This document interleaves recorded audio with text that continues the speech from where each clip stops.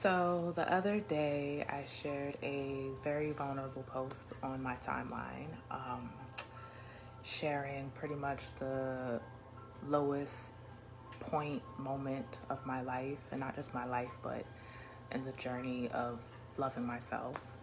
And I wanted to come on a live and share a couple of pieces that relate to that moment, as well as delve a little bit deeper into what it took to go from that rock bottom dark point to a more holistic and healthy place in my self-love journey. So this first piece is called Confession, and I don't know if I ever actually read this aloud. Confession. Sometimes I fantasize about my own death.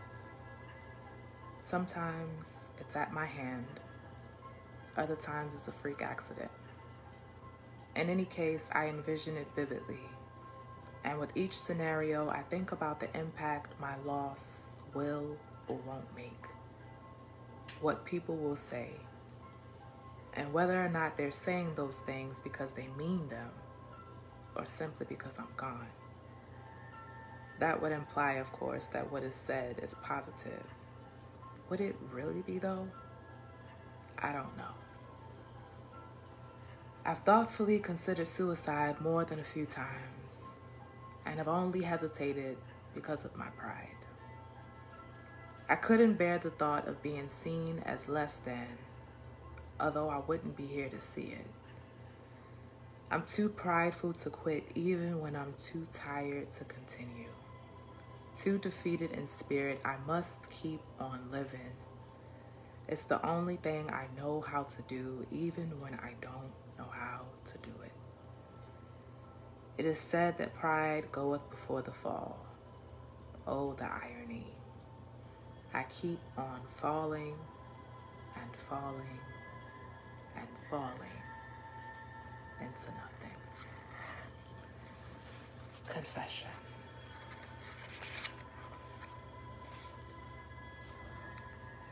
This next piece is called So What If It Hurts? But there's a quote before the piece begins that I want to read aloud because it's so resonant, um, especially for how I was feeling back then. So it says, I'm tired of feeling like hope is the wrong choice to make because it hasn't yet been worthwhile for me to get my hopes up. So what if it hurts? Right in the process of my own evolution, becoming better must mean losing innocence, and it's so unfortunate. I regret that past experiences leave me with such little hope for the future when I used to expect so much more. Now I fear getting my hopes up because it makes more sense to just be realistic. There's less chance for disappointments. I'm afraid to really dream anymore. But so what if it hurts? Is this newfound practicality, this philosophy for playing it safe, justifiable for denying the most optimistic pieces of me because the pain becomes too much to bear sometimes? Won't it still hurt anyways? Shrugs. So what if it does? I am so strong. I can withstand and have withstood more than I would have thought myself capable of. But sometimes it feels like the littlest thing will break me. And a part of me wants to fall apart. I no longer want to hold it all together to simply move on. I want to grieve for the loss of me, for the girl I used to be, for the woman I thought I was becoming. I long for her innocence, for her naivete, for her willingness to risk it all for a concept she believed in even when it caused her suffering. So what if it hurts, right? growing pains. When things change and yet stay the same, I'm glad I changed and yet I wish I wasn't so different. I wish I felt less powerless.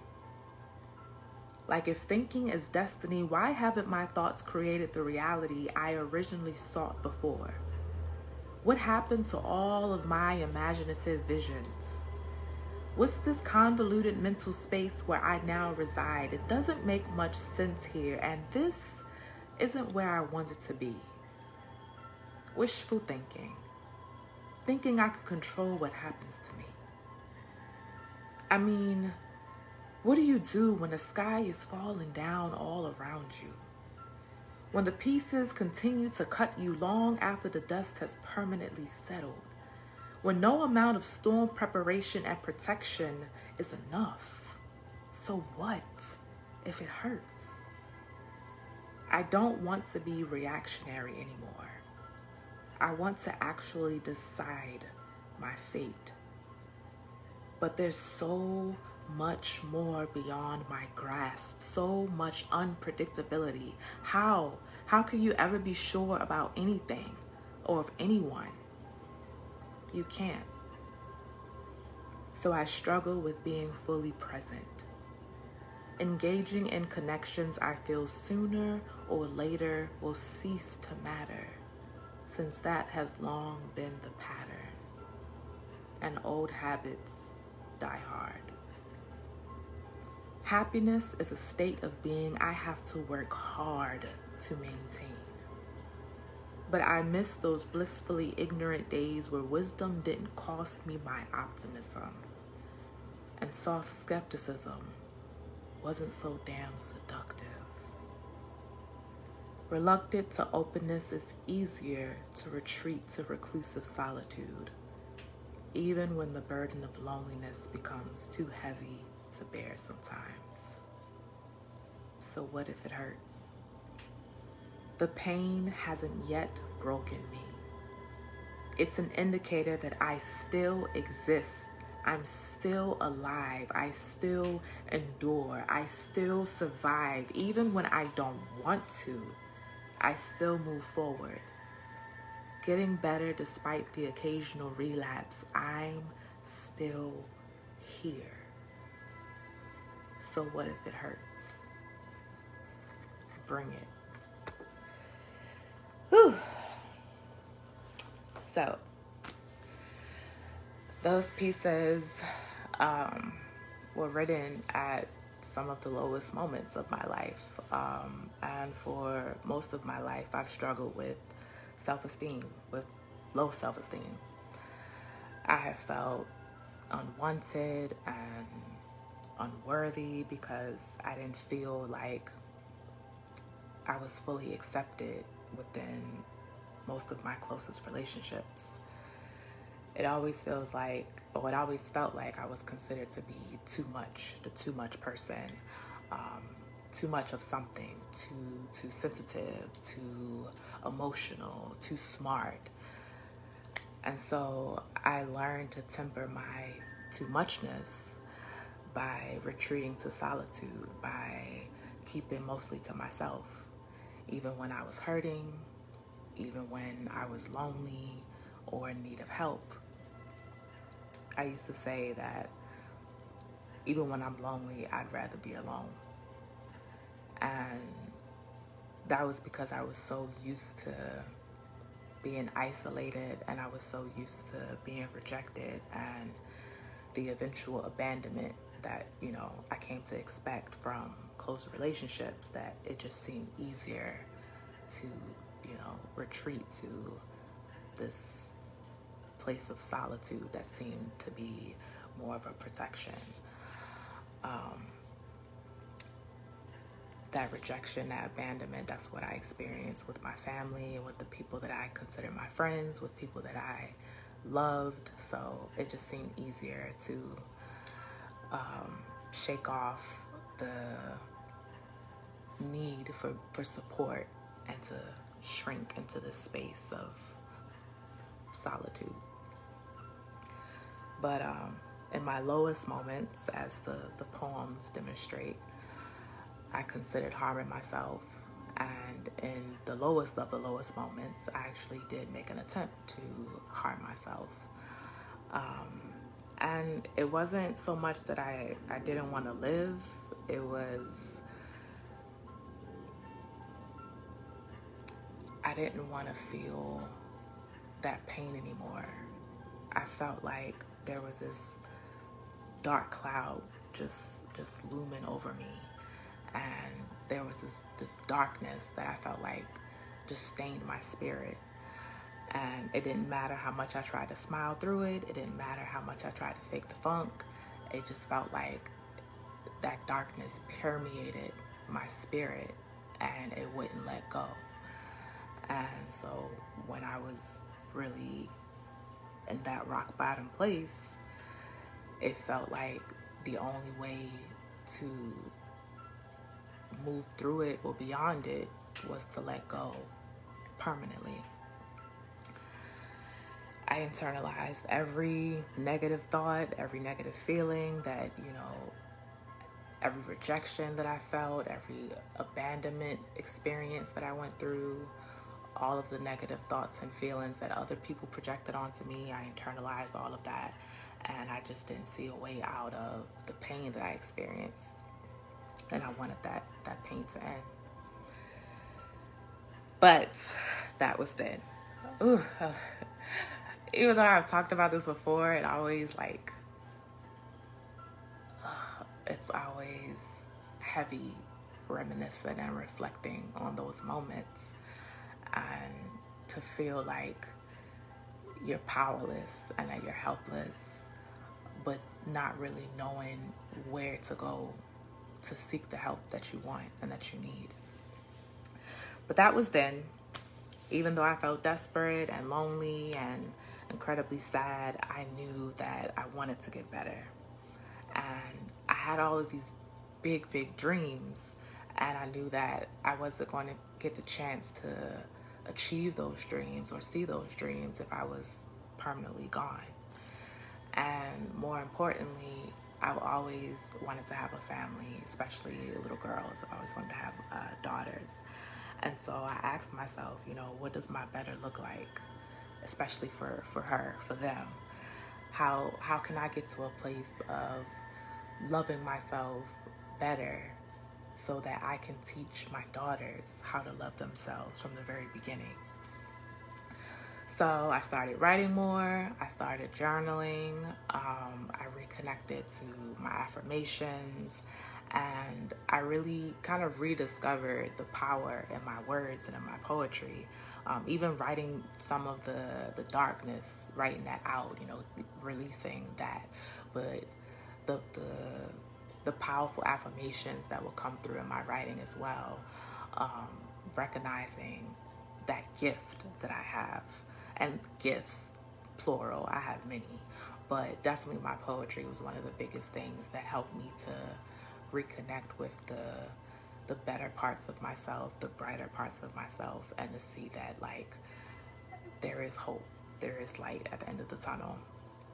And reading my own words back to me, it helped heal me. It helped me grow in spirit. And I started to see the power of my truth and the power of my stories, and it gave me the courage to be able to, share those, write in my books, performing on stage. And I started to align with more like-minded souls that weren't intimidated by my too muchness. They weren't trying to diminish or belittle my power. They were actively trying to encourage my power. And even though I still have moments where I feel re-triggered and I feel small or not enough or too much of something, I can say that now I'm no longer in that dark space. I'm no longer in that, that pain and not being able to see a way out. Now I truly and really and deeply love who I am.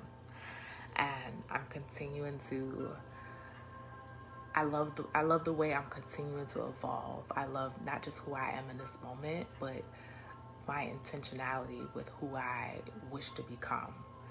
And I love just, I love how I've grown into this place of feeling more secure and solid within myself. So whoever shifts in and out my life, because I've definitely had more shifts, the more I've grown into myself, the more loss I've experienced. But I'm now in a place that where I feel solid in my aloneness and in my solitude, because I know that one, I'm not alone. I'm connected to something that's bigger than myself, and that something that's bigger than myself is also within myself. But also, I know because of that connection and that strength that it doesn't matter, who shifts in and out of my life, because I'm good. I'm here. I'm here. I'm queer. Get used to it. but but no. Not only am I here, I'm really proud of all of my here-ness. The way I'm showing up, the way I'm taking up space with my too muchness, the way I've now reshifted my perspective of my too muchness from it being something that's negative to something where it's like, I am the self-proclaimed too much woman, okay?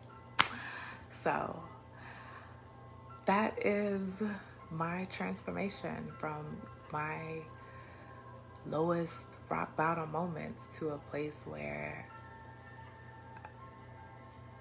I don't even know what I would call, to a place of power, to a place of personal power. So I want to share a couple of pieces that I wrote today in honor of National Poetry Writing Month. I've been writing a lot of pieces, bigging up myself, talk about self-love. So I really love this piece.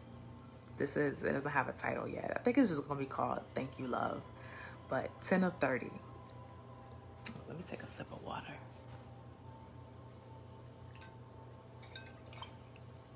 Okay. Thank you, love. I thank you, me. My soul smiles in tandem with my lips as whispers of your radiant love energy vibrate within and without. Spiritual serenades of grace settling onto my skin. I thank you, love. Thank you for reminding me to breathe. Breathe easy and deeply and richly and warmly. I breathe in joy and you. I breathe in you, love, and me. More of me, me to you and you to me. I thank you, love. I thank you, me. I thank you for the inordinate amount of care, attention, devotion, intention you deliver, extend, and share with me, for me, to me. I am enamored by your endearment, love, and immensely appreciative of your affection. I'm so honored by your regard, your reverie of me, your infinite, unceasingly tender enveloping, your intimate favor, your benevolence, your peace. I am worthy of you, love. I am deserving of you. I am grateful you think I'm special, and I'm pleased because I know I am too. I love you, love. I love you, me. I thank you, love. I thank you, me. That came out of a meditation that I did, what I titled it, Wild Soul Meditation. And I forgot that I had recorded it. I recorded a meditation about a year ago of just inviting love into your spirit and meditating on love through your senses, and then writing whatever comes up. And so I did that meditation this morning, and that is what came up. I thank you, love. I thank you, me. And then the last piece is a haiku. It's called How I Feel. Giddily happy, so in love with me right now. I give me my all. So thank you for listening to my story. How I went from a very series of low moments where I considered and attempted self-harm because I didn't see a way out of the pain and the darkness, to a space of supreme joy and personal power and self-seduction, writing myself all of these beautiful love poems. So that is my story. Thank you for tuning in.